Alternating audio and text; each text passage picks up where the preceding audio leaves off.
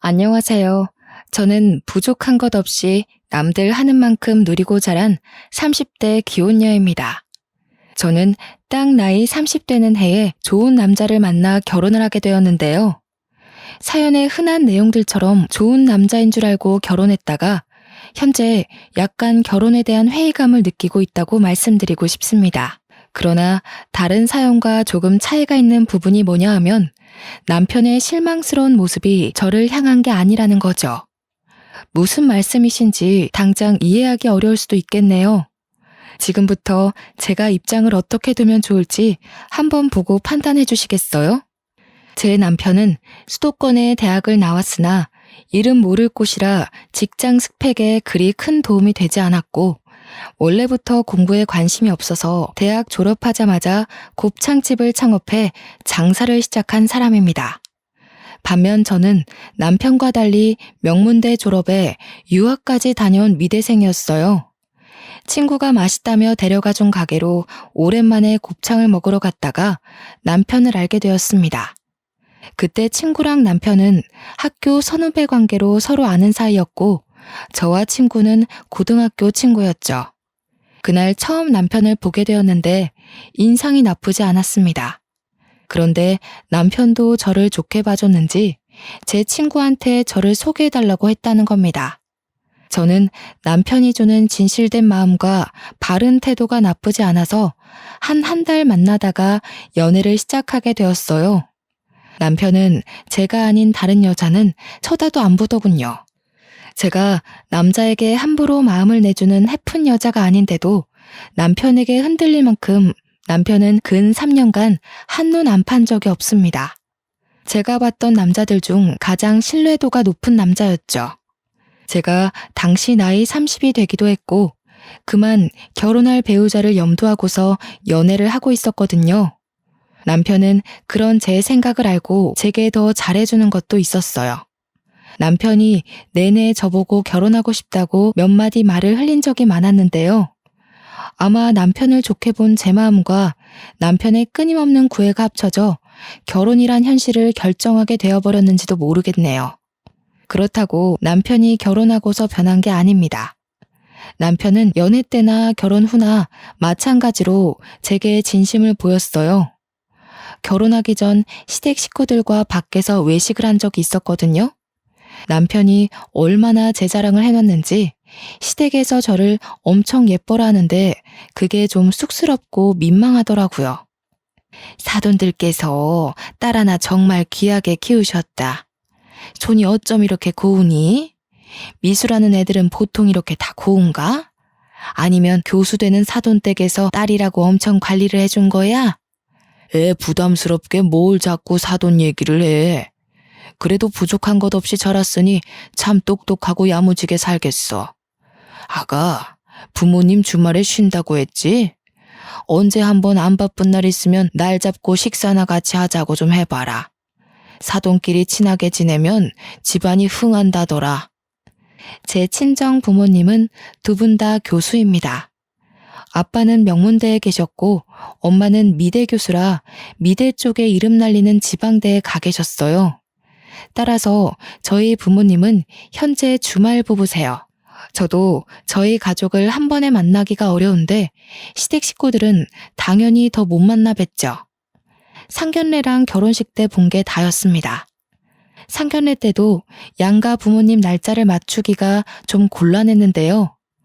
저희 부모님 시간이 주말밖에 안 되었는데 시댁 쪽에서 먼저 시부가 하고 있는 자영업 일 빼고 친정 부모님 일정에 맞추겠다면서 불평 없이 따라주셨습니다.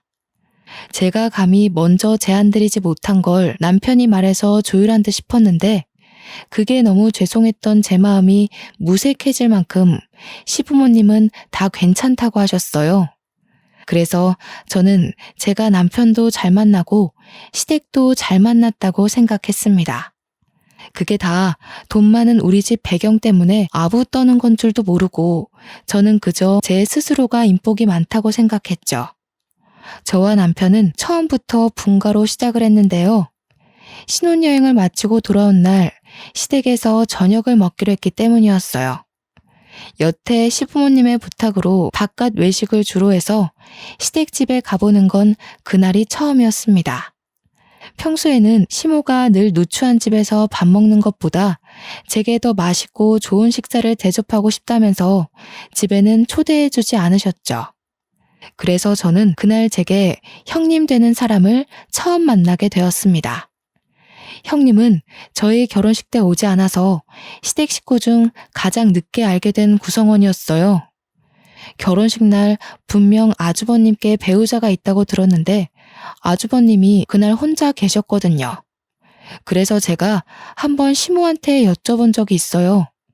시모 말로는 형님이 제 결혼식에 오면 물 흐릴지 몰라서 오지 말라고 했다네요. 그땐 상황이 상황인지라 너무 정신없기도 했고 그게 무슨 의미인지 몰라 그냥 넘겼습니다. 대신 형님에 대해 안 좋은 편견이 조금 생겼던 것 같기는 해요. 시댁에 들어서자마자 저는 형님 만날 생각에 약간 긴장을 했었는데요. 사연 보니까 형님 동서 간의 갈등도 심심찮게 많더라고요. 혹시나 사연에서 본 것처럼 서로 피곤한 사이가 되면 어쩌나 걱정을 했죠. 오셨어요? 저는 처음 인사드리네요. 결혼식에는 사정이 있어서 참석 못했어요. 그래도 이렇게 뵙게 되니 정말 반가워요. 도련님께서 동안이셔서 그런가 참 앳된 아가씨다. 그러나 직접 마주한 형님은 제가 본 사람들 중 가장 상냥하고 참한 인상의 여자였습니다. 뼈가 굵고 늘씬한 편인 저와 달리 형님은 체구가 작고 마른 편이었어요. 저보다 10살이나 많다는 건 들었거든요. 근데 나이보다 조금 더 들어 보이는 낯빛이더군요. 누가 봐도 긴 세월간 고생하며 살아온 사람처럼 기력도 쇠한 것 같은 분위기 풍겼죠. 솔직히 제게 인사말을 하시는데도 내내 형님이 아니라 가정부인 줄 알았어요.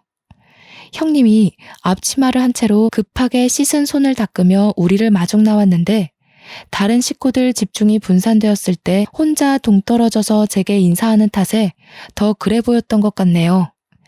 이 여자분이 제 형님이라는 걸 알게 된 계기는 시모가 하는 말 때문이었습니다. 얘 큰애야, 이게 무슨 냄새니? 뭐 타는 냄새가 나는데? 어머머, 이거 소 타는 애 아니야? 고기 타는 것 같아.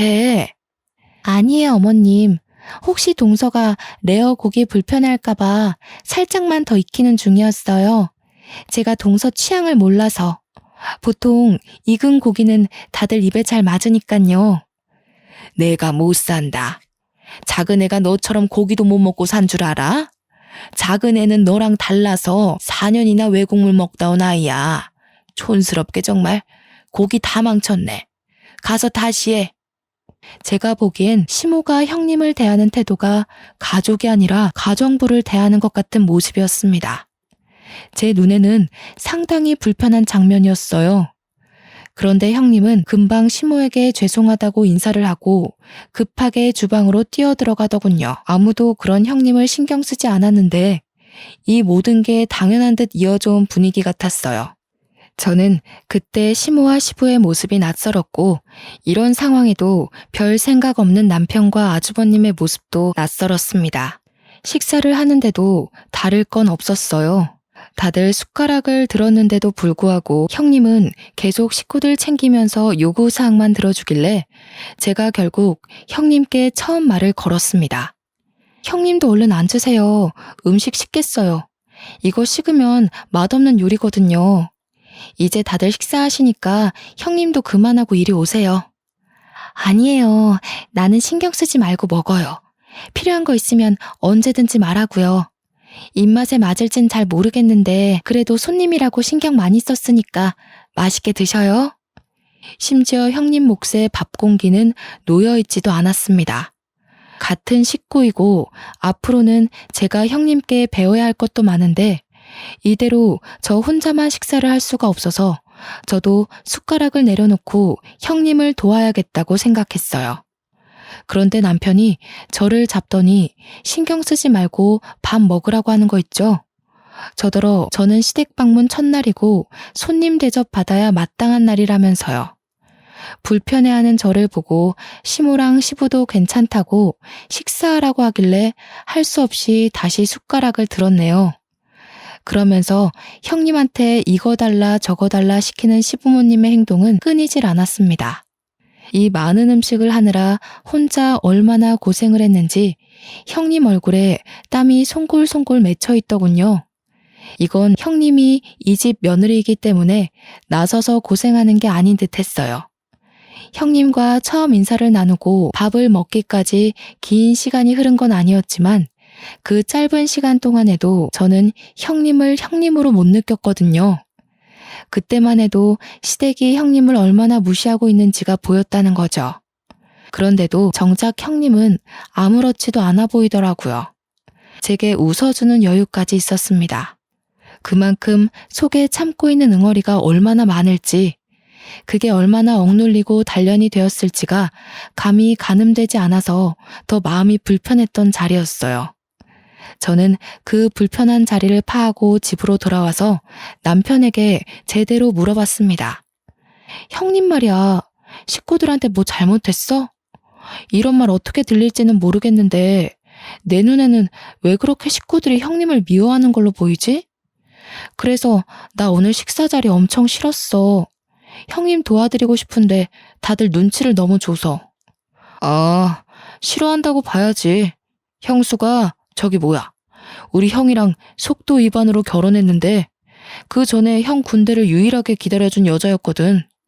형이 의리 지킨다고 결혼했더니 가진 게 없어도 너무 없는 여자였던 거 있지? 형도 지금은 후회하더라. 대신 애는 안 만들잖아.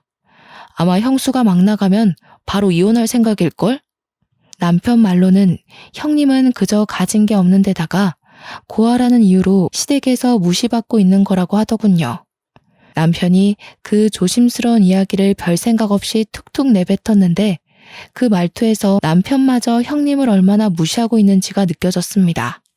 남편과 만났던 기간, 그러니까 연애 기간까지 통틀어서 남편이 가장 별로인 날이었어요. 그때 아마 괘씸한 마음에 남편의 머리를 한 대 때려주고 씻으러 갔던 것 같아요. 저는 화가로 활동을 시작해 따로 화실이 있는 신혼집을 구했어서 일을 집에서 했는데요. 한날은 화실에서 그림을 그리던 도중 남편이 출근하고 없는 시간인데 누가 초인종을 누르는 겁니다. 택배 시킨 것도 없는데 뭔가 싶어서 확인해 봤더니 형님이 한 손에 보따리를 들고 서 있더라고요. 그 보따리는 또 얼마나 소중한 건지 형님이 품에 꼭 안고 계셨습니다. 형님, 어쩐 일로 오셨어요? 저희 집은 어떻게 찾으시고 연락 주셨으면 제가 시댁에 찾아가면 되는데요. 어머님이 주소 알려줘서 안 헤매고 잘 찾았어. 다름이 아니라 이거 어머님이 동서 갖다 주라고 하더라. 그래요? 이것 때문에 여기까지 일부러 오신 거예요? 너무 고생하셨겠는데 어머님도 참 저한테 연락하시면 될 걸 왜 형님한테 이런 부탁을 하셔선. 저는 형님이 품에 안고 온 걸 받아서 바로 풀어봤습니다. 웬 예물함이더라고요. 그러고 보니 생각이 난 건데 상견례 때 신모가 정말 귀한 며느리 들어오면 자신이 아꼈던 주얼리로 예물을 주고 싶다고 했던 게 기억이 났어요. 제가 이걸 받고 기뻐할 수 없었던 이유는 이것 때문에 굳이 형님을 시켜서 먼 거리를 오게 했냐는 거죠. 급한 것도 아니었고 가지러 오라고 하면 제가 얼마든지 가지러 갈 수 있는 거였다는 겁니다. 예쁘다. 동서랑 참 잘 어울리겠어. 어머님이 동서 칭찬 정말 많이 하거든. 내가 봐도 동서 같은 사람이 우리 집에 들어온 건 정말 축복인 것 같아. 형님이 정말 환하게 웃으면서 저를 칭찬해 주는데 문득 그런 형님의 목이나 손에는 이런 보석 없다는 걸 알아챘어요. 형님은 저보다 먼저 시댁에 들어간 며느리잖아요. 장남의 배우자이고 집안의 기둥을 지키는 첫째 며느리지 않습니까? 그런데 이걸 제가 받았고 형님은 받지 못했으니 제 마음이 얼마나 안 좋았겠어요. 이걸 가져온 형님은 얼마나 더 속이 상하고 자존심이 무너졌을까 걱정이 되더라고요. 차라리 풀어보지 말걸 바보같이 뒤늦게 후회했네요. 형님, 식사 안 하셨죠? 와서 밥 한 끼 하고 가요. 좀 있으면 저녁인데 오늘 남편이 회식 있다고 하더라고요. 저 혼자 밥 먹기 외로워요. 아이고, 이걸 어쩌나? 집에 말도 안 했고 내가 없으면 식사 준비할 사람이 없는데 동서 생각해서 같이 있어주고 싶지만 말씀을 못 드리고 온 거라 좀 곤란할 것 같아. 제가 어머님께 전화드리면 되죠. 어머님이 허락하시면 밥 먹고 가는 거예요? 집까지는 제 차로 태워드릴 테니까 밤길 걱정하지 마시고요. 난처해하며 고민하는 형님을 제가 막무가내로 끌고 들어왔습니다. 형님이 너무 불편해해서 바로 시모한테 전화를 드렸는데 시모가 살짝 당황하더니 오랜만에 식구 데리고 외식하면 된다면서 저랑 형님더러 같이 식사 잘하라고 하대요. 형님한테 그대로 전했더니 형님이 처음보단 조금 안정된 표정이었어요. 형님, 제가 요리를 못해서 배달시켰는데 괜찮죠? 요즘 배달 음식도 진짜 잘 나와요. 이건 제가 쏠게요. 아이고, 뭐하러 돈을 썼어. 내가 해줄 걸 그랬네. 괜히 내가 오는 바람에 동서가 돈까지 쓰고 미안해서 어째? 형님은 참 미안할 것도 많아요. 형님, 그동안 매일 식구들 밥 차리느라 요리하는데 신물 났을 거 아니에요. 저희 집이니까 집주인인 제가 손님한테 대접하는 건 당연하죠. 형님이 너무 고마워하면서 제 두 손을 잡아주는데 나이 40대 손치고는 많이 거칠어서 안타까웠습니다.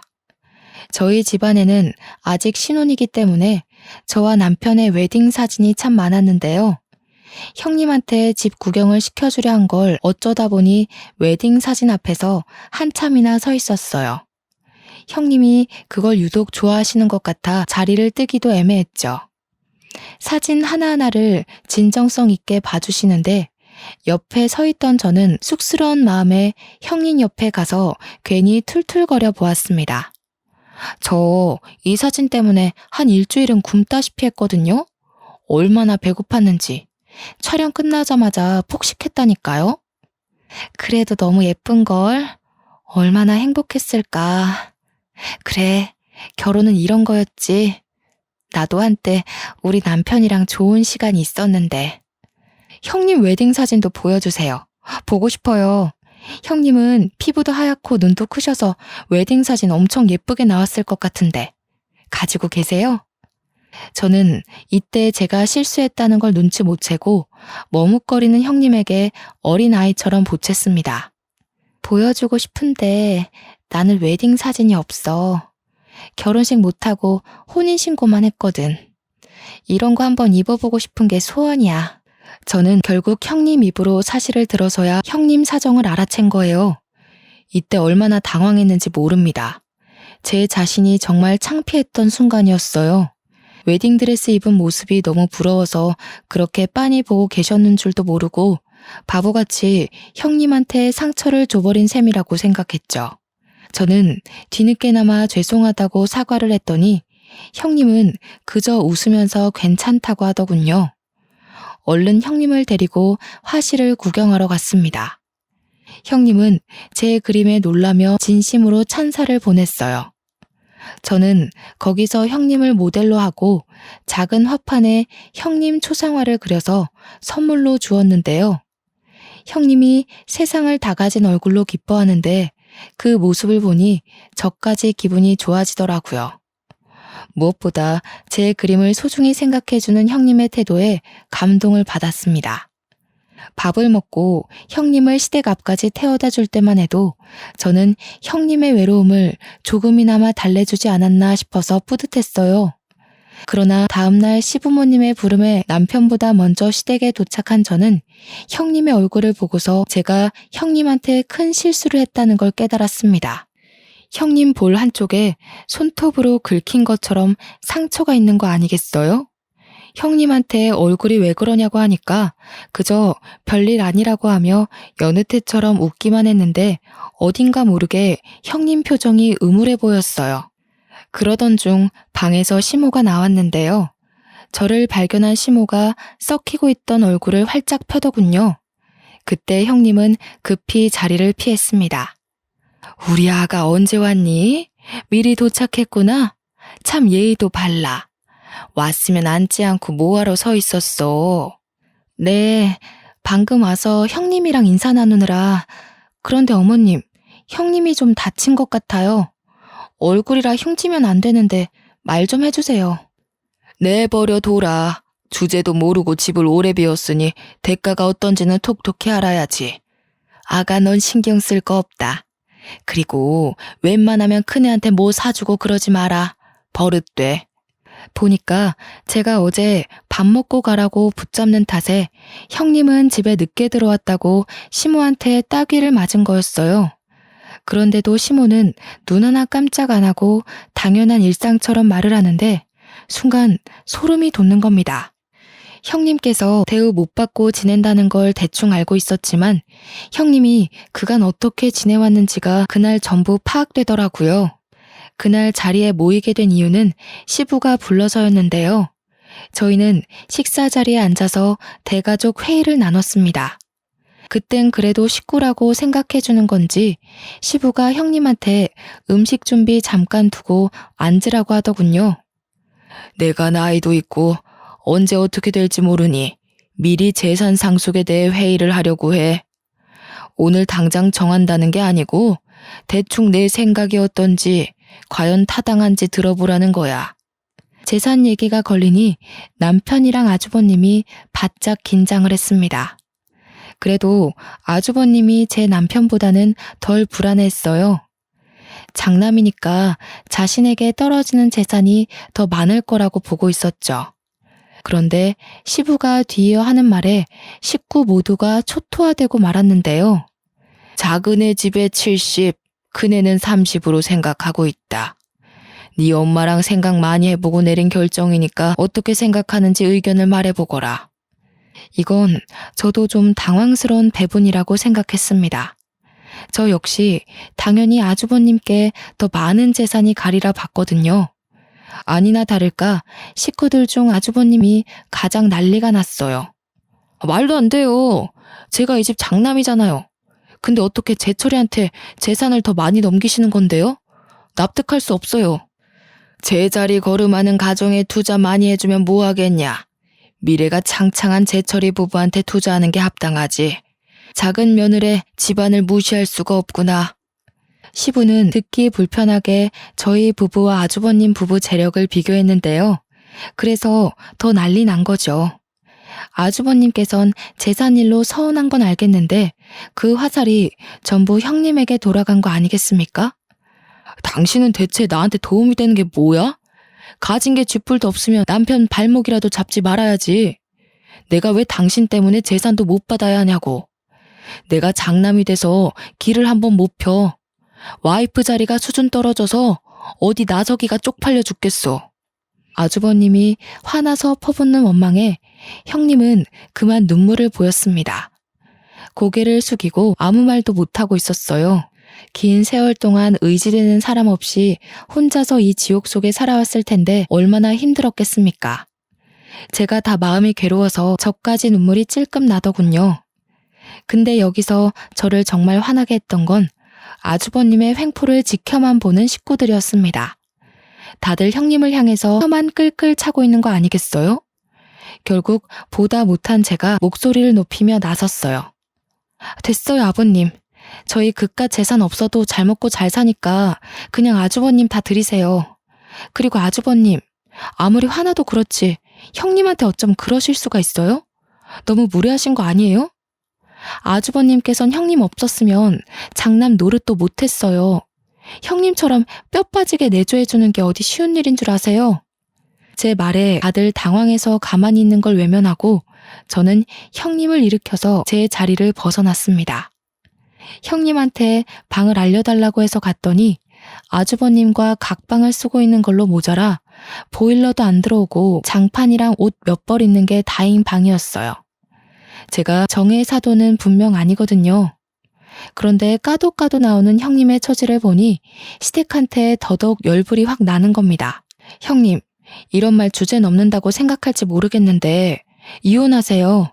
뭐가 아쉬워서 형님처럼 100점짜리 여자가 저런 남자 수발 들으면서 살아요. 이혼 못하게 해. 일해줄 사람 없다고. 재산 분할도 해주기 싫다면서. 난 괜찮아. 이러다 또 말아. 동서, 얼른 나가봐. 어머님이 나랑 같이 있다고 또 한 소리 하실라. 아니나 다를까 형님은 아주버님한테 몇 번이나 이혼을 요구했다고 합니다. 하지만 그때마다 남편한테 맞고 시모한테 맞으면서 거절당했다고 해요. 한 번은 시댁 식구 몰래 집을 나갔는데 시댁에서 실종 신고를 하는 바람에 잡혀왔다고 하더군요. 말 그대로 시댁은 가정부가 필요해서 형님을 붙잡고 있었던 거고요. 그러면서 아주버님이 밖에서 바람피고 난리인 걸 시부모님은 그냥 눈 감아준다네요. 그날은 오는 형님을 한참 달래주느라 시댁 식구와는 거의 마주하지 않았고 남편과 함께 집에 돌아와서 대판 싸움을 일으켰습니다. 일방적으로 제가 싸움을 걸었다고 봐야겠죠. 자기 이것밖에 안 되는 사람이었어? 나 정말 실망했어. 어떻게 그런 몰상식한 행동을 아무렇지 않게 해? 당신이 이런 사람인 줄 알았으면 나 이 결혼 안 했어. 왜 그래? 형수 일에는 신경 쓰지 말라니까. 원래 저렇게 살아온 사람이야. 고아라서 문제될 것도 없고 어디 신고할 용기도 없는 여자야. 뭐라고? 자기 정말 최악이었구나. 내가 형님처럼 가진 거 없는 여자였어도 그랬겠네? 아니지. 아예 날 거들떠보지도 않았으려나? 무슨 소리야. 난 네 배경 같은 거 모른 채로 너 좋아한 거야. 좋아하다 보니까 네 배경이 어떤지 보였던 거고. 네가 형수 같은 여자였으면 시작조차 안 했어. 너랑 형수는 근본부터가 다른데 왜 그런 소리를 해? 다르긴 뭐가 달라. 다 똑같은 사람인데. 내가 정말 당신이랑 시댁 식구 이해해보려고 했거든? 근데 이건 아니야. 어머님, 아버님까지 나한테는 다 최악으로 보였다고. 저는 여태 남편과 지내면서 큰 싸움을 한 적도 없고 큰 소리를 낸 적도 없어요. 그런데 그날엔 너무 화가 나서 남편에게 처음 소리를 질러봤네요. 남편도 이런 제 모습을 처음 봐서 그런지 당황해서 입만 벙긋거리더라고요. 형님한테 사과해. 그리고 당신이 아주버님 말려. 우리가 시댁 재산 포기할 테니까 아주버님 보고 앞으로 정신 똑바로 차리라고 해. 뭐? 아니 우리가 왜 그래야 되는데? 아빠가 우리한테 돈 준다잖아. 지금은 70, 30이지만 우리가 잘하면 더 떨어질 수도 있어. 그 아까운 걸 왜 포기해? 그래, 그럼 그 돈 받고 혼자 살던가. 우리 혼인신고도 안 했는데 그만 갈라서자. 나는 이렇게 정신머리 없는 남자랑 절대 못 살아. 친정 갈 거라고 미련 없이 돌아서는 저를 남편이 급하게 붙들며 이러지 말라고 무릎을 꿇더군요. 저는 이 시댁에 아쉬울 게 없는 사람입니다. 재산도 시댁보다 우리 친정이 더 많아요. 이 결혼은 정말 남편 하나를 사랑해서 한 거라 제가 쥐고 있는 건 남편 하나뿐이란 거죠. 그래서 따로 포기할 게 없으니 남편 하나 버리면 그만이라는 겁니다. 안 돼. 나 자기 없으면 집에서 대접 못 받아. 내가 자기처럼 과분한 사람을 아내로 둬서 부모님이 날 그나마 지켜 세워주는 거란 말이야. 원래는 장남 입에 달고 다녔어. 제발 갈라서는 건 안 돼. 당신이 당신 가족이랑 다르다는 거 나한테 증명할 수 있어? 그걸 보여주지 않으면 나 더 이상 당신 못 믿어. 그러니까 당신이 가족들한테 말해. 형님 놔주라고. 그건 내가 간섭할 수 있는 부분이 아니야. 괜히 나섰다가 미움만 사서 상속 부분에 문제라도 생기면 그것만 아니면 정말 당신이 시키는 거 다 할 자신 있어. 그럼 내가 가서 말할 테니까 당신은 옆에서 내가 시키는 대로 해. 내가 어머님 아버님한테 그리 대단한 존재라면서 당신보단 내 말이 먹힐 것 같네. 이것까지 말리면 나 당신이랑 살림 이어갈 생각 없으니까 잘 판단하고. 그날의 싸움 이후 저는 이혼 서류 한 장을 챙겨서 시댁을 들렸고 남편은 연차까지 내면서 굳이 저를 뒤쫓아왔습니다. 제가 간다는 연락을 안 했던 터라 연락 못 받은 시모와 아주버님 표정은 그저 순진무구했는데요. 아쉽게도 시부는 일 때문에 안 계시더라고요. 저는 그대로 앞뒤 상황 설명 없이 그대로 아주버님께 다가가 형님과 당장 이혼하라고 선포했습니다. 아주버님께서 형님이랑 이혼하지 않으면 제가 남편이랑 이혼할 거예요. 제가 불편한 꼴은 못 보고 사는 사람인데 아주버님이랑 형님 관계 보는 게 제 입장에서 굉장히 힘들고 괴로워요. 그러니까 아주버님이 형님과 관계를 끝내던지 아니면 제가 이 집을 나감으로써 더 이상 그 꼴을 보지 않던지 하려고요. 뭐라고요? 아니 잠깐만요. 느닷없이 찾아와서 갑자기 뭔 소리예요? 왜 이래요? 재수 씨가 뭔데 나랑 내 와이프한테 이혼하라 말아요? 어머나, 새아가. 뭐라고? 이혼이라니. 이게 무슨 날벼락이야? 정신없이 이러지 말고 찬찬히 설명 좀 해보거라. 네, 어머님. 들으신 내용 그대로예요. 말 그대로 아주버님께서 형님을 못살게 구는 꼴을 더 이상은 못 보겠어요. 형님이 이 집에서 나가던 제가 나가던 오늘 결판 내려고 찾아왔으니 어머님도 협조해주세요. 주방에서 숨죽여 듣고 있던 형님은 어느새 눈물을 흘리고 있었습니다. 저는 그런 형님을 밖으로 데리고 나와서 시모와 아주버님을 다시 마주했어요. 그리곤 가방에 챙겨온 이혼 서류를 내밀었죠. 어머님, 아주버님, 이제 말씀해보세요. 여기에 제 도장 찍을까요? 아니면 형님 도장 찍을까요? 시모는 크게 당황했습니다. 저도 포기할 수 없고 형님도 포기할 수 없어서 곤란해하는 게 다 느껴질 정도였죠. 아가, 도대체 왜 이러는 거니? 우리가 언제 큰애를 괴롭혔다고 그래? 큰애는 이 집에 들어올 때부터 이렇게 살림하면서 지냈어. 직장을 안 다니니 며느리로서 집에서 집안일 하는 건데 그걸 왜 자꾸 신경 써? 어머님, 그거 아세요? 해놓고 안 했다고 하는 건 거짓말이잖아요. 근데요, 해놓고도 모르는 건 그냥 사악한 거예요. 제가 오죽하면 어머님께 이렇게까지 말하겠어요. 이 여자가 진짜? 재수씨, 지금 뭐라고 했어요? 집에 돈 좀 있다고 이렇게 어른 막대해도 되는 거예요? 여보, 우리 이혼해야겠다. 어머님이랑 아주버님은 우리가 이혼하길 바라나 봐. 내가 자기 도장 챙겨왔거든? 빨리 찍어. 안 돼. 뭐해, 형. 빨리 도장 가져와서 찍어. 형수도 얼른 도장 챙겨와요. 나 진짜 와이프랑 이혼하게 되면 이 집 가만 안 둬. 제가 도장을 찍으려 하자 그제서야 시모도 황급히 소리치며 제 손을 막았습니다. 형님한테도 빨리 이혼 서류 작성하라고 재촉하더군요. 그 길로 저는 형님 짐까지 챙겨서 그 집을 나왔어요. 부동산에 일하는 아는 지인을 통해서 형님이 당분간 지낼 만한 곳을 알아보고 단기 계약을 마쳤죠. 동서, 이렇게까지 안 해줘도 되는데 내가 너한테 피해를 준 건 아닌가 몰라. 집에서 어떻게 감당하려고 나섰어. 나는 정말 무시해도 되는 사람인데. 세상에 무시해도 되는 사람이 어딨어요? 저는 잘못된 걸 잘못됐다고 알려줬을 뿐이고 그걸 따지고 든다면 저도 그 집이랑 가족하기 싫어요. 솔직히 저도 부모님한테 시댁꼴이 이렇다고 말하기 창피해서 참아주는 거예요. 그날 형님이 홀로 안 좋은 생각을 할까봐 저는 저녁까지 같이 먹고서 헤어졌습니다. 마지막에 작별할 때는 형님이 자기 방보다 좋은 데 구해줬다고 고맙다며 웃는 모습을 보고 나왔네요. 그렇게 형님은 아주버님이랑 합의 이혼을 하게 되었고요. 재산을 나눌 게 생각보다 많아서 형님한테는 여러모로 득이 되는 이혼이었습니다. 이 사실을 몰랐던 시부는 열을 내면서 아주버님을 앉혀놓고 쓴소리를 많이 했나 보더라고요.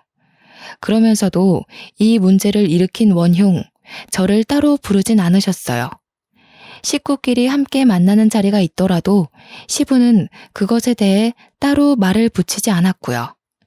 시댁은 제가 한바탕 업고 난 이후 분위기가 좀 바뀌었습니다. 형님을 괴롭혔던 것처럼 제게 똑같은 화살이 날라왔다는 게 아니라 저를 눈치 보기 시작했다는 거예요. 제 입으로 이런 말하기 민망하지만 저를 놓치지 않으려고 애쓰는 모습들이었어요. 그래서 제 이혼은 일단 보류하기로 결정이 되었고요. 대신 남편을 통해서 시댁 모두에게 경고는 해줬습니다. 한 번만 더 사람 인격 함부로 모독하면 가차없이 이혼하겠다고, 2번 넘어가주는 일은 없을 거라고 했어요. 남편이 그대로 시댁에 전했다고 했더니 시댁 식구들이 그 뒤부터 제 앞에서 함부로 입도 뻥끗 못하더라고요. 그렇게 몇 년이 흘렀을까요? 저는 형님과 계속 연락하며 지내고 있었는데요. 제가 형님께 반찬 가게 하나를 차려줬는데 형님은 평소 훌륭하던 요리 솜씨 덕분에 매출이 3달 만에 급등하여 바쁜 하루를 보내는 중이더라고요. 그리고 제가 형님을 이혼시킨 거니 저도 어느 정도 책임을 느껴서 공짜로 가게 차려준 거거든요. 그런데 형님이 자꾸 돈을 갚으려고 하는 거 아니겠습니까? 안 받으려고 끝까지 버티고 있었는데 한날 형님 가게에 놀러 갔다가 받은 봉투 더미 때문에 할 수 없이 형님한테 지고 말았죠. 진짜 너무해요. 제가 형님한테 돈 받으려고 가게 차려준 줄 아세요? 이러면 제가 생색내는 사람 같잖아요. 저 속물 아닌데. 생색 좀 내줬으면 좋겠네. 내가 누구 덕에 팔자를 폈는데. 보답하고 싶어도 받아야 할 사람이 통 마음을 안 열어주니까 내가 갚아줄 기회가 없잖아. 이렇게 빚지고 갚고 해야 나도 돈 모으는 재미가 있을 거 아니야. 받아줘.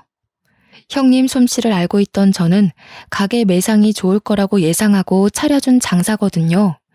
제가 예상한 대로 반찬 가게 매상액이 상당히 좋았고 저는 단지 그게 기뻤을 뿐인데 형님은 내내 저에게 빚을 졌다고 생각하고 있었나 보더라고요. 제가 이 두둑한 봉투를 받는다고 해서 형님 살림에 큰 영향이 되는 건 아니었어요. 이 봉투만으로도 벌써 제 돈을 거의 다 갚은 상태나 다름없었죠. 그럼에도 불구하고 이 돈을 받는 것이 영 불편했던 저는 그 순간 정말 기특한 아이디어 하나가 떠올랐습니다. 형님 가게에 잠깐 브레이크 타임을 걸어놓고 형님을 데리고 외출을 했어요. 형님이 어디 가냐고 가게 문 오래 닫은 적 없는데 손님 와서 그냥 가면 어떡하냐고 오만 걱정을 다 했으나 저는 무작정 형님을 이끌기만 했죠.